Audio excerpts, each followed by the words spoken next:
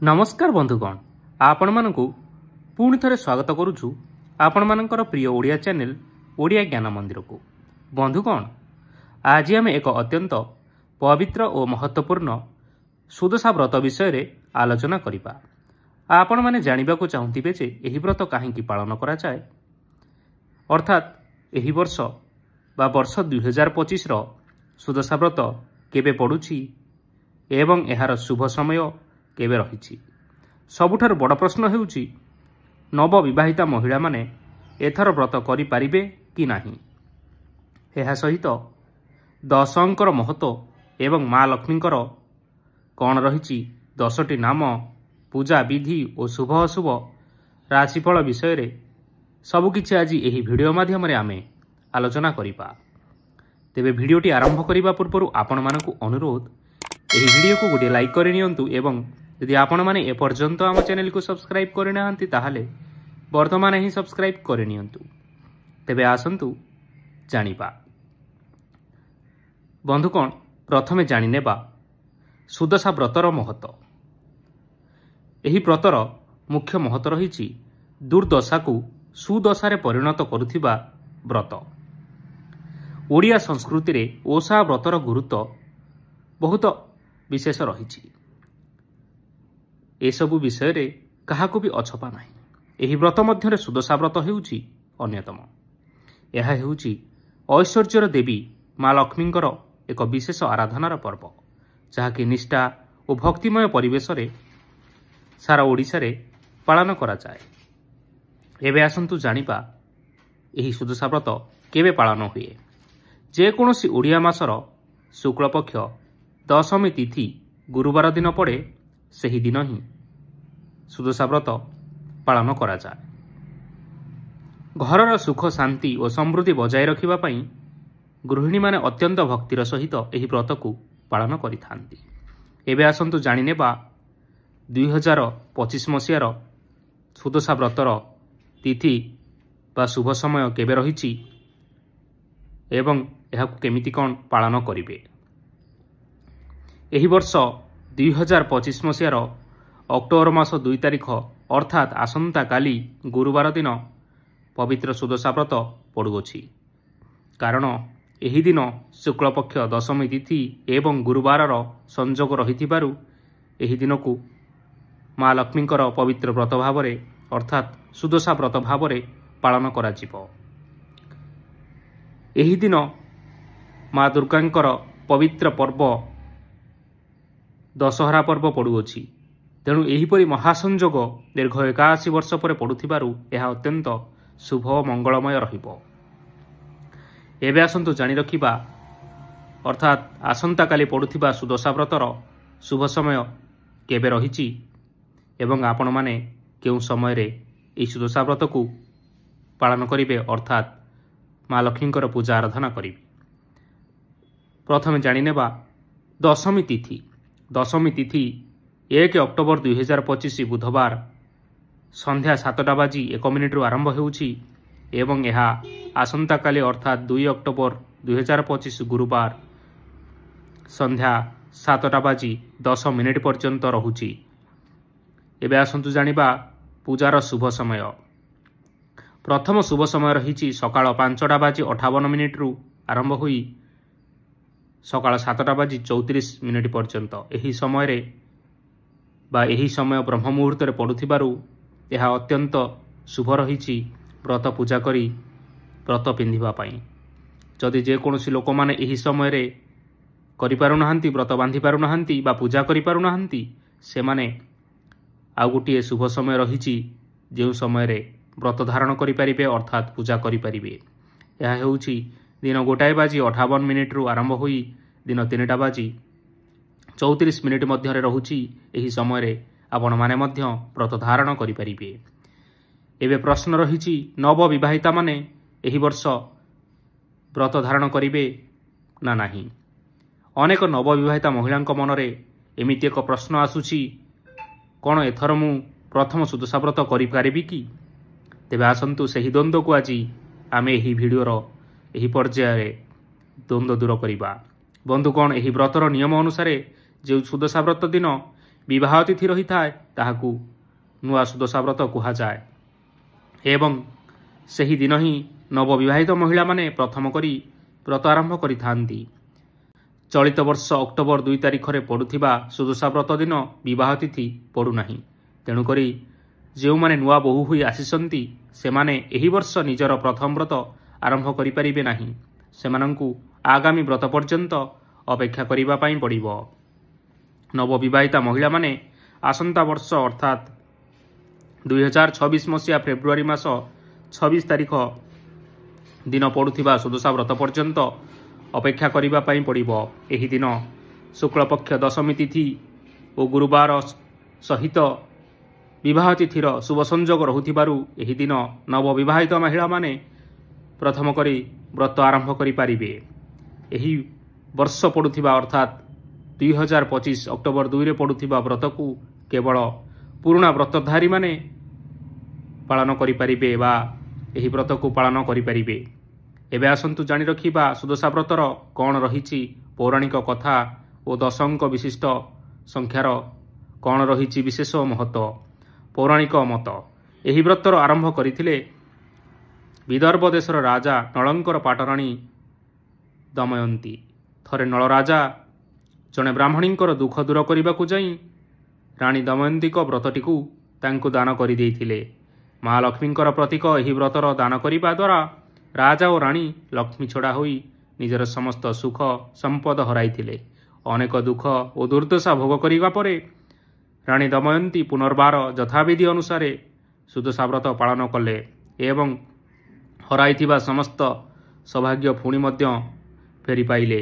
ସେହି ଦିନଠାରୁ ମହିଳାମାନେ ନିଜର ପରିବାରର ମଙ୍ଗଳ ପାଇଁ ଏହି ବ୍ରତକୁ ପାଳନ କରି ଆସୁଛନ୍ତି। ଏବେ ଆସନ୍ତୁ ଜାଣିବା 10 ଅଙ୍କର କ'ଣ ରହିଛି ବିଶେଷ ମହତ୍ତ୍ୱ। ସୁଦଶା ଏହି ଶବ୍ଦର ଅର୍ଥ ହେଉଛି ଆପଣମାନେ ଦେଖିପାରୁଥିବେ ସୁଦଶା। ଦୁଇଟି ଶବ୍ଦର ସନ୍ଧି ବିଚ୍ଛେଦ ହେଉଛି ସୁଦଶା।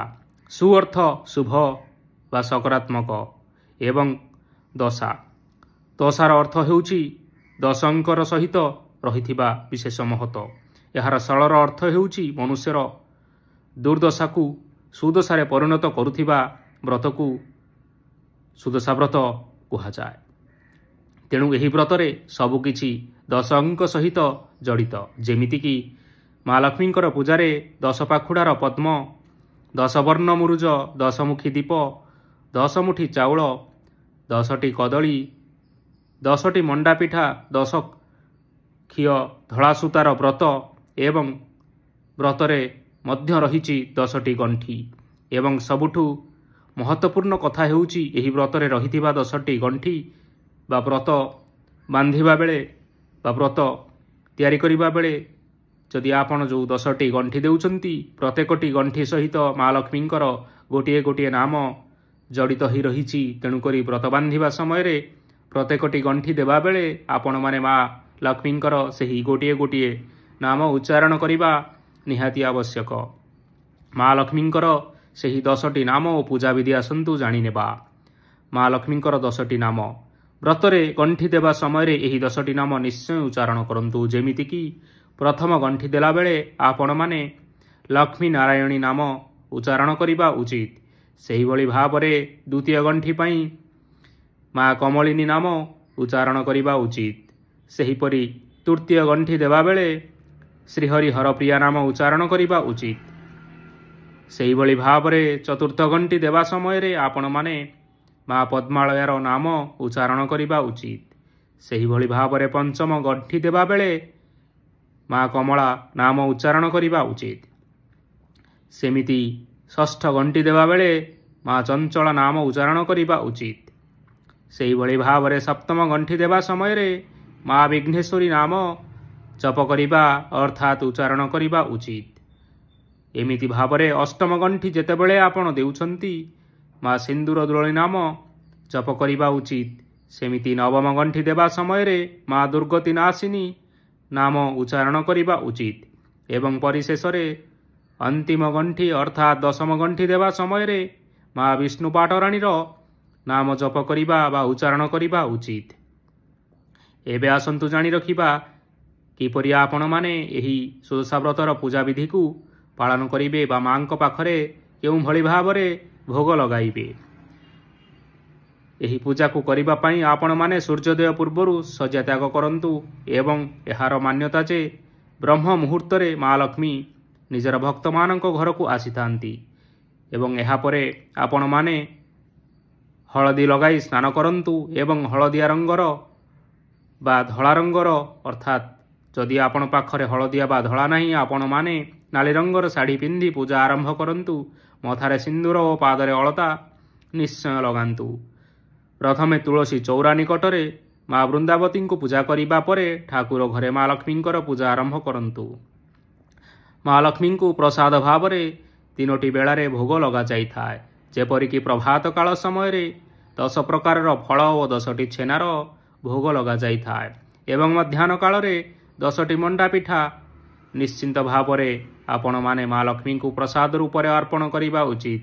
ଏହାପରେ ସନ୍ଧ୍ୟା ଆଳତୀ ସମୟରେ 10ଟି ଛେନାପଣାର ଭୋଗ ଲଗାଯାଇଥାଏ। ଗୁରୁତ୍ୱପୂର୍ଣ୍ଣ କଥା ହେଉଛି ମା ଲକ୍ଷ୍ମୀଙ୍କ ପାଖରେ ଲାଗିଥିବା ଏହି ଭୋଗକୁ ନିଜର ପରିବାର ଲୋକଙ୍କୁ ଛାଡ଼ିଦେଇ ଯଦି ଆପଣ ଅନ୍ୟ କାହାରିକୁ ଦେଉଛନ୍ତି ତାହାଦ୍ୱାରା ଆପଣଙ୍କ ଘରୁ ମା ଲକ୍ଷ୍ମୀ ଛଡ଼ା ହୋଇଯାଇଥାନ୍ତି। ତେଣୁକରି ଆପଣମାନେ ଏହି କଥାଟିର ବିଶେଷ ଗୁରୁତ୍ୱ ଦେବେ ଯେ ଯେଉଁ ଭୋଗ ଆପଣମାନେ ମା ଲକ୍ଷ୍ମୀଙ୍କ ପାଖରେ ଲଗାଇଛନ୍ତି ସେହି ଭୋଗକୁ କେବଳ ଆପଣଙ୍କ ପରିବାରର ଲୋକମାନଙ୍କ ସହିତ ପ୍ରସାଦ ରୂପରେ ବଣ୍ଟନ କରି ସେବନ କରନ୍ତୁ। ଏବେ ଆସନ୍ତୁ ଜାଣି ରଖିବା ଏହି ସୁଦଶା ବ୍ରତରେ କ'ଣ କରିବେ ଓ କ'ଣ କରିବେ ନାହିଁ। ପ୍ରଥମେ ଜାଣି ରଖିବା କ'ଣ କରିବା ଉଚିତ। ସକାଳୁ ଉଠି ଘର ପରିଷ୍କାର କରିବା ଉଚିତ, କାରଣ ବାସି ବିଛଣା ଓ ଅଳିଆ ଘରେ ପୂଜା ନିଷେଧ ହୋଇଥାଏ ଏବଂ ହଳଦିଆ ରଙ୍ଗର ବସ୍ତ୍ର ପରିଧାନ କରିବା ଉଚିତ, କାରଣ ଗୁରୁବାର ବୃହସ୍ପତି ଓ ଭଗବାନ ବିଷ୍ଣୁଙ୍କର ପ୍ରିୟ ରଙ୍ଗ। ସେହିଭଳି ଭାବରେ ହଳଦୀ, ଚଣା ଡାଲି କିମ୍ବା କଦଳୀ ଇତ୍ୟାଦି ଆପଣମାନେ ଦାନରେ ଦେଇପାରିବେ। ଏହା ବୃହସ୍ପତିଙ୍କୁ ସମର୍ପିତ ଓ ଶୁଭ ଫଳ ପ୍ରଦାନ କରିଥାଏ। ଲାଲ ରଙ୍ଗର କପଡ଼ା ଉପରେ ଶ୍ଵେତ ଧାନ ରଖି ମା ଲକ୍ଷ୍ମୀଙ୍କ ପାଖରେ ପୂଜା କରିବା ଉଚିତ, କାରଣ ମା ଲକ୍ଷ୍ମୀଙ୍କୁ ପ୍ରସନ୍ନ କରିବା ପାଇଁ ଏହି ଉପାୟଟି ବହୁତ ସରଳ ଏବଂ ପ୍ରଭାବଶାଳୀ ହୋଇଥାଏ।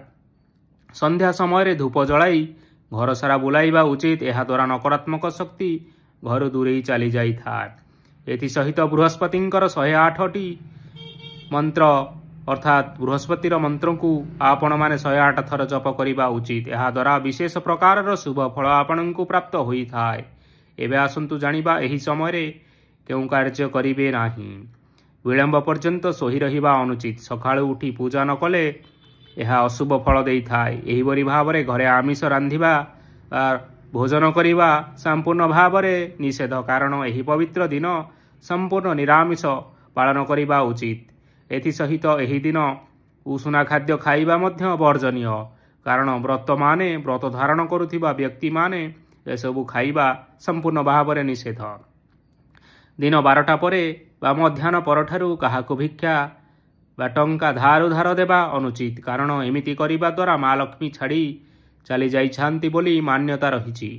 ସନ୍ଧ୍ୟା ସମୟରେ ମୁଣ୍ଡ କୁଣ୍ଡାଇବା ବା ଶୋଇବା ଅନୁଚିତ, କାରଣ ସନ୍ଧ୍ୟା ସମୟରେ ଦୀପ ଜାଳିବାର ସମୟ। ତେଣୁକରି ଏହି ସମୟରେ ଶୋଇବା ଦ୍ୱାରା ଘରକୁ ନକାରାତ୍ମକ ଶକ୍ତିମାନେ ଆସିଥାନ୍ତି, ଯାହାଦ୍ୱାରା ଆମର ଅମଙ୍ଗଳ ହୋଇଥାଏ ଏବଂ ଗୃହ ମଧ୍ୟରେ କଳି ଝଗଡ଼ା କରିବା ସମ୍ପୂର୍ଣ୍ଣ ବର୍ଜନୀୟ, କାରଣ କଳି ଝଗଡ଼ା ଥିଲେ ସେହି ଘରକୁ ମା ଲକ୍ଷ୍ମୀ କେବେ ବି ପ୍ରବେଶ କରନ୍ତି ନାହିଁ ଏବଂ ମା ଲକ୍ଷ୍ମୀ ମଧ୍ୟ ଘରୁ ତ୍ୟାଗ ହୋଇ ଚାଲିଯାଇଥାନ୍ତି।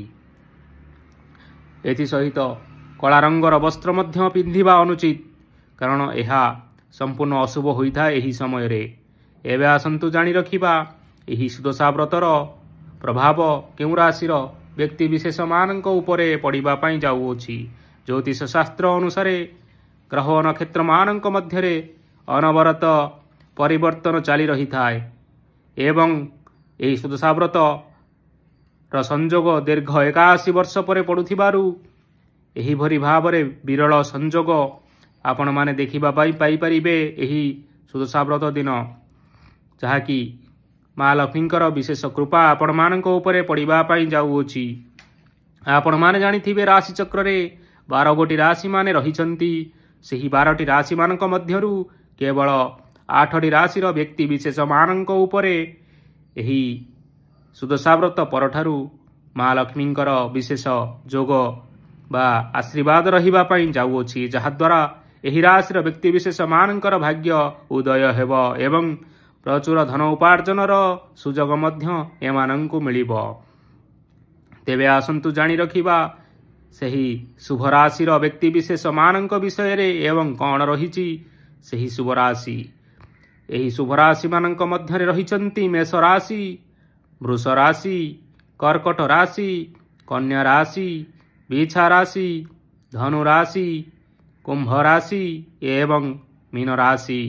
ମା ଲକ୍ଷ୍ମୀଙ୍କ କୃପାରୁ ଏହି ରାଶିର ବ୍ୟକ୍ତିବିଶେଷ ମାନଙ୍କୁ କମ୍ପାନୀ ତରଫରୁ ବିଦେଶ ଯାତ୍ରାର ଯୋଗ ରହିଅଛି। ବୁଦ୍ଧିମତା କାରଣରୁ ଧନ ଉପାର୍ଜନ, ଶିଳ୍ପ ବାଣିଜ୍ୟ ଏବଂ ବ୍ୟବସାୟରେ ଉନ୍ନତି ହେବ ଏବଂ ଅଫିସରେ ଆପଣମାନେ ପ୍ରଶଂସା ପାଇବେ ଏବଂ ପ୍ରିୟଜନମାନଙ୍କ ସହିତ ସମ୍ବନ୍ଧ ସୁଦୃଢ଼ ରହିବ ଏବଂ ଅନେକ ଚିନ୍ତା ଓ ବିବାଦରୁ ଆପଣମାନଙ୍କୁ ନିଶ୍ଚୟ ମୁକ୍ତି ମିଳିବ। ଏଥିସହିତ ସଫଳତା ପ୍ରାପ୍ତି ହେବ, ସାମାଜିକ ପ୍ରତିଷ୍ଠାରେ ବୃଦ୍ଧି, ପ୍ରେମ କ୍ଷେତ୍ରରେ ସଫଳ, ଶିକ୍ଷା କ୍ଷେତ୍ରରେ ଉନ୍ନତି ଏବଂ ମାଙ୍ଗଳିକ କାର୍ଯ୍ୟର ଆୟୋଜନ ହୋଇପାରେ। ତେଣୁ ଏହି 8ଟି ରାଶିର ବ୍ୟକ୍ତିମାନଙ୍କ ଭାଗ୍ୟରେ ପୂର୍ଣ୍ଣ ସହଯୋଗ ମିଳିବ। ଏହି ସମୟକୁ ଆପଣମାନେ ସଠିକ ଭାବରେ ଉପଯୋଗ କରନ୍ତୁ। ବନ୍ଧୁଗଣ, ଘରର ମହିଳାମାନେ ଅତ୍ୟନ୍ତ ନିଷ୍ଠା ଓ ଶ୍ରଦ୍ଧାର ସହିତ ଏହି ବ୍ରତକୁ ପାଳନ କରି ଘରର ସୁଖ, ସମୃଦ୍ଧି ଓ ଶାନ୍ତି ବଜାୟ ରଖନ୍ତୁ। ଏତିକି ରହିଛି ଆମର କାମନା। ଆଶା କରୁଛୁ ଆପଣମାନଙ୍କୁ ଏହିସବୁ ତଥ୍ୟ ପସନ୍ଦ ଆସିଥିବ। ଯଦି ପସନ୍ଦ ଆସିଥାଏ ଏହି ଭିଡ଼ିଓକୁ ଲାଇକ୍ କରିନିଅନ୍ତୁ ଏବଂ ଆପଣଙ୍କ ପ୍ରିୟଜନମାନଙ୍କ ସହିତ ସେୟାର କରିନିଅନ୍ତୁ। ଧନ୍ୟବାଦ।